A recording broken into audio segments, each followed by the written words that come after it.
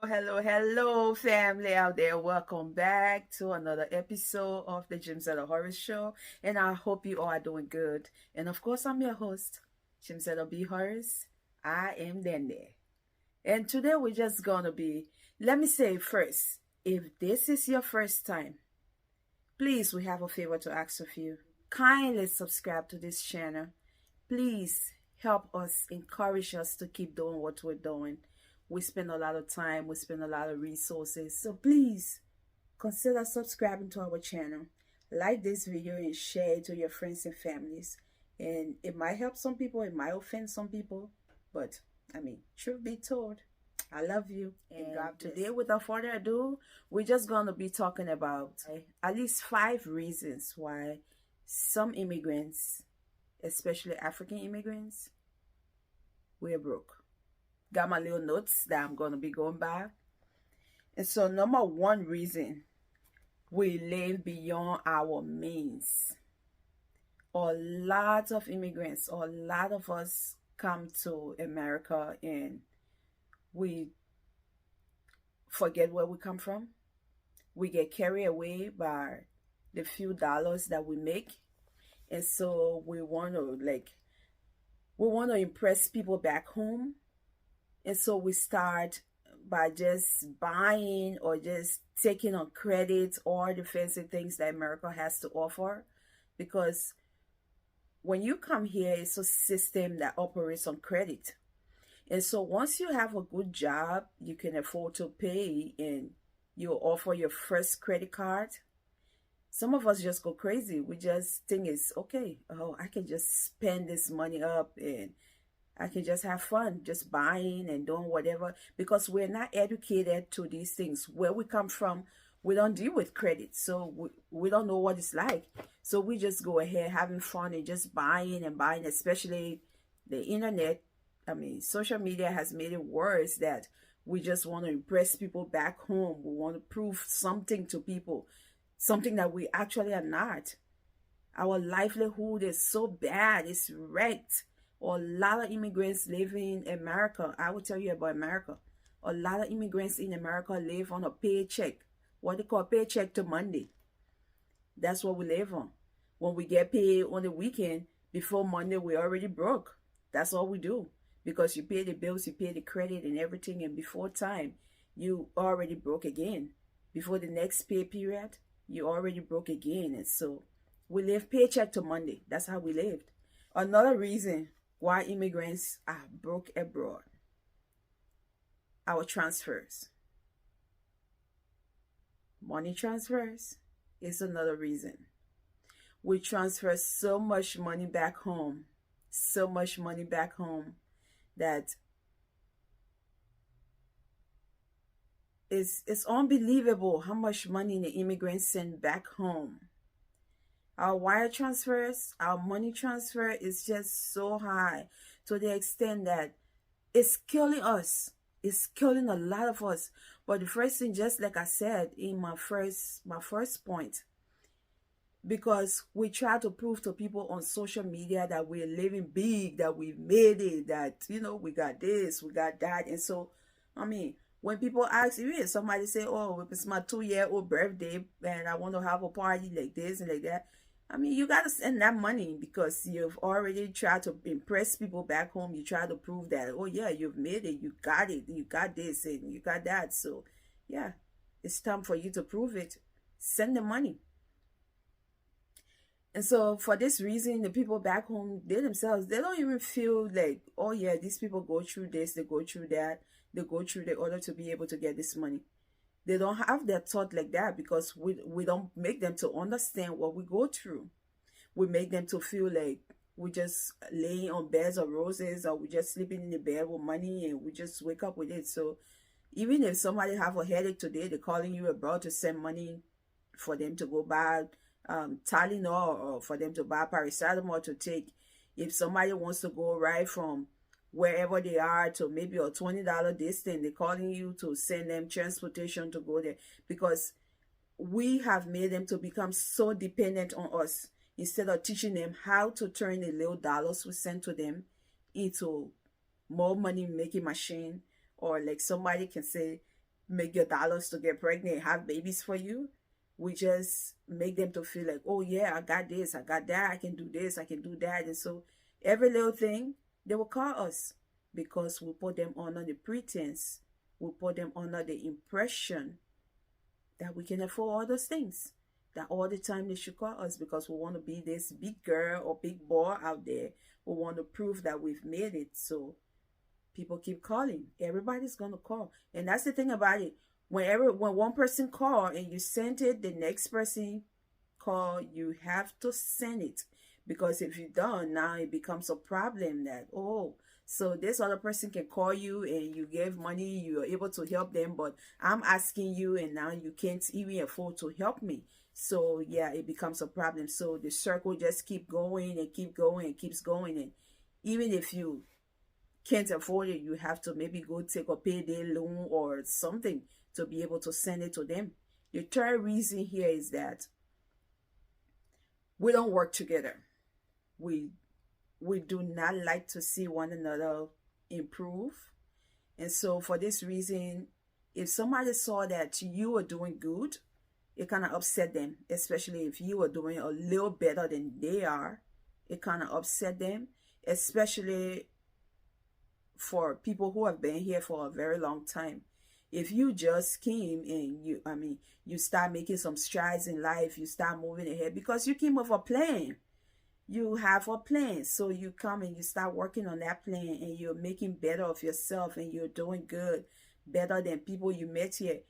Right away, you become like, people say the worst things about you. Oh, who she thinks she is, or who he think he is, and this and that and that and the other. And even people who have been here forever, if you just by the grace of God happen to, figure your way out finally, and you try to make your life better now, try to get away from all the reckless spending and just all those kind of things, and start, taking care of your money, getting yourself financially educated, taking care of your money, making better spending decisions. People start like, oh, well, you used to be here, you used to do this for us, oh, you used to do that, what happened now? Oh, we all used to go hang out together, we all used to spend money together, what happened now? You think you're better than us and this and that. And so even if they knew something that would help you on the journey that you're trying to take, they try to hide that information. They're not going to share it with you. They try to hide it because they feel like, oh, you're going to be better than them. So for those of you on your way to America, I would tell you for sure, learn to do your own research. Do your own research. Do not depend on the people you're coming to. Do not depend on the people you will meet here to tell you everything. Do not even depend on the calls that you're going to make to customer service most of the time, because sometimes they themselves don't even understand your situation, because they might not have, that person on the phone might not have dealt with the situation you're in before. So if you can be able to give them further information like, oh yeah, I'm an immigrant, but this and this and this I read, and this and this and this, it says this and this, that way they be able to understand that, oh, okay, maybe I can help get somebody on the phone who's better acquainted with that situation, and they can be able to help you out. So yes, people here, we don't work together. I see other immigrants, they come here, like the Asians. I see the Asian people, they come here, the Chinese and Japanese and Vietnamese, they come here, they all want to live together in one place until they can be able to figure out the situation, until everybody can have a job and be able to, get placed on their own and stuff. But that does not work with African immigrants. I will tell you the truth. It does not work with a lot of us. We come here in the same mindset we have back home. We bring it even in the foreign country, that, we're in a competition. And if you are broke at the time, if you're still struggling to take one step, two steps to get your life together, we're kind of like, oh, well, what, you think I'm going to be here and be paying bills for you and this and that and the other. And if you can't afford it, this is America and this and that. So, yeah. We do not work together here. We do not know how to work together. We do not know how to live together. It makes it kind of difficult for us to move further. It makes it kind of difficult for us to improve ourselves, because if you want to go far, there is an African proverb that I think I got it hanging somewhere in my house. It says, if you want to go fast, go alone. But if you want to go far, go with others. Yeah. And that is real. If you want to go by yourself, you will go fast, very, very fast. But if you want to make real good progress, you have to go with people, because everybody come together and bring their ideas, bring our strengths to the table. Whatever strength you have, whatever it is that you know how to do, you bring it to the table. We all can move forward quickly, but we do not know how to do that. Every man on his own bottom. That's how we live when we come to America. And that brings me to my point of financial literacy. We come to America, like I said, we come from this system where we do not know about credit. We do not understand it. We don't know anything about it. And so it's strange to us. And when you come here, they're not really going to sit down. It's nobody's here duty unless you go and do your own due diligence. Sit down, do your research. Find out what credit is, how it works, how good is it for you, how bad is it for you, how people use it. That's how you're going to figure out the best way to go about. But when you get on the phone with the credit company, I mean, they're not interested in explaining all that to you, going in depth. They're just going to brush over that, and or you know, yeah, you're approved for credit. Once you got the job and you can afford to pay that credit, yeah, they approve you. And you take that card and it's up to you. However you use it, if you can't pay them, well, that's a strike on you. So we come and we do not have that financial literacy. We don't even know how to spend our own money we work for. So we just go about just buying and just spending and just doing whatever. We don't think about saving. We don't think about investing. We don't, nothing.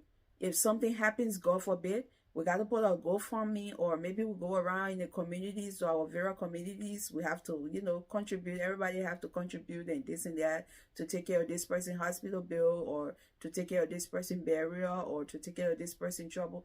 And families have to do that to help one another the same way. Like, that's how it is. And sometimes not everybody in the family can afford at the time, so it puts a strain on some people. And so it becomes really difficult because we do not have any financial literacy. And I hope that this is something that some of the people who are immigrants, who are educated in the finance area, I hope they can volunteer their time, or at least 1 or 2 hours, maybe a week, and just help our people, just help us out, because we're struggling. We need this information and we don't have it. We don't know where to go and find it. Not everybody have the patience to go and do research. So at least if one person can come about and maybe in the various group chats or whatever and just help our people, teach us how to spend our money, where we can invest, how we can invest, and all those kind of things, that would be really, really appreciated. Some of us might not use it, and some of us will appreciate it, believe me. Thank you very much for thinking about it. If you are a finance person, I hope you think about it, and please help us. And another reason, that's my number 5, right? Okay, that's going to be my number 5 reason. The number 5 reason why immigrants are broke in America is because we do not have a plan. And that means not financial plan this time around, but a plan for our personal growth, our personal life. We do not have it. We just go with the wind. Believe me. I came to America, and I mean, 9 years now I've been here. And when I got here, it's like everybody around me were just, with the exception of the male, all the women, all the females that I met were just CNA, CNA, CNA, CNA, CNA nurse, CNA, CNA, CNA, CNA nurse, CNA, CNA, CNA, CNA nurse. And I had to take a step back, like, oh, and everybody telling you, oh, the only way you can make it here, the first job you can get, you gotta go become a CNA. So let's go, we'll find a school, you get your license, your CNA license, and this and that, so you can start working. And I'm sitting to myself and I'm thinking, I've never loved nursing. I've never loved anything about sitting down in the hospital or in a nursing place and caring for people. The entire thing about medical career, I've never liked it. So, I mean, even though I'm in a new place and I know I have to start all over, I have to do some things that I do not like. I have to do some things that I'm not passionate about just to get my feet on the ground and get started. But, well, how about I sit down and figure out whether this is actually the only way.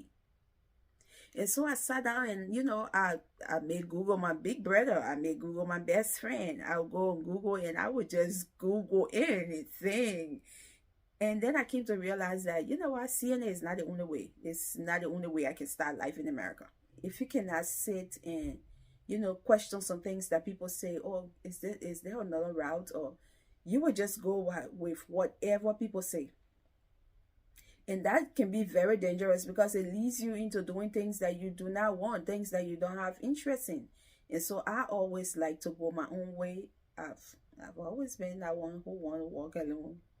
I always like to figure out what I want and what I want to do, whether this is something I really want to do before I do it. So yeah, I came to America. I did not do CNA. Sorry. And this is no disrespect to anybody who choose to do CNA and choose to get stuck in it and do it forever, but it's just not me. It's not my thing.